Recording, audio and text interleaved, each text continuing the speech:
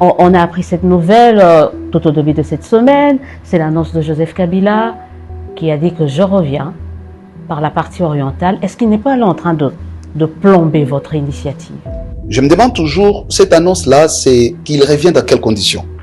Est-ce que c'est qui inquiète les uns les autres le fait qu'un Congolais dise revenir chez lui, ou parce qu'on pense qu'il revient pour faire la guerre? Donc ça devient un autre débat. Est-ce que c'est une bonne chose pour lui de revenir dans ces conditions? Vous savez, notre plus grand rêve, si je peux vous le dévoiler, c'est d'avoir un culte à la cathédrale du Centenaire, auquel participe le président Félix, l'ancien président Kabila, Martin Fayulu, Moïse Katumbi, et qu'un symbole fort, on voit le président Félix Tshisekedi s'approcher de son frère Kabila, s'embrasser.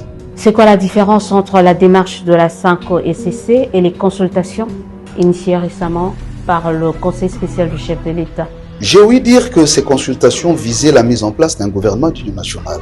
Si tel est le cas, je pense que c'est nettement différent parce que nous proposons une réponse holistique, donc qui ne se réduit pas à la mise en place d'un gouvernement qui n'est qu'un outil de gouvernance. Comment expliquer qu'il y ait quand même cette réticence alors que vous venez avec une initiative de paix?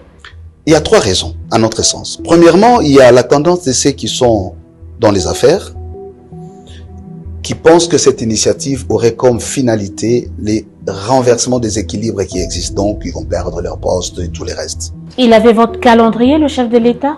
Il avait notre programmation. Il savait que nous allons voir les acteurs d'abord. Tous les acteurs, y compris Nanga, y compris Kagame. C'était un des éléments des débats.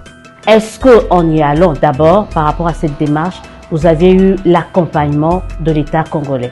Nous avons eu l'accompagnement moral, parce qu'à ce stade, ce dont on a besoin, c'est l'accompagnement. De la part de l'État congolais, c'était un accompagnement qui est représenté par l'institution principale qui est le chef de l'État. Donc il n'y a pas eu un financement, il n'y a pas eu des moyens qui ont été mis par l'État congolais, non pas jusque-là, peut-être ça viendra. On est pris en charge par le Rwanda, par certains pays. Vous comprenez, rien que le nom de Rwanda, ça crispe toute la population. Vous avez raison. Lorsque votre confrère Stanis posait la question, même le Rwanda qui nous agresse, malheureusement, on n'a pas précisé les contenus de ce qu'il a appelé moyens. Donc, le moyen dont parle Monseigneur Fulgence, c'est justement le fait qu'on soit logé. Et le jour de notre départ, on nous a mis dans un vol pour nous amener à Bruxelles. Et nous avions perdu même nos billets de Kigali à Nairobi. Donc, il n'y a pas une sorte de faveur. Donc, il n'y a pas eu financement, il n'y a pas eu, il y a eu juste un soutien. Non, il y a eu facilitation par rapport à ce que nous avions perdu dans les reports du programme par rapport à ce que le Rwanda demandait.